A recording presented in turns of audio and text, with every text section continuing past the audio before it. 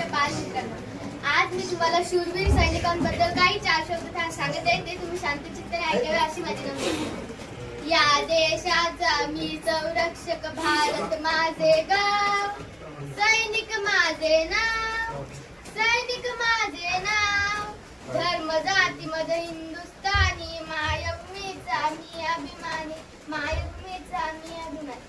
एक धागा शौर्याचा. खरंच तुमच्यासाठी राखी म्हणजे शौर्याचा धागाच आहे. आज मी माझे भाग्य मानते की मला तुमच्यासाठी राखी पाठवण्याचे भाग्य मला लाभले आहे. तुम्ही आहात म्हणून आम्ही आहोत.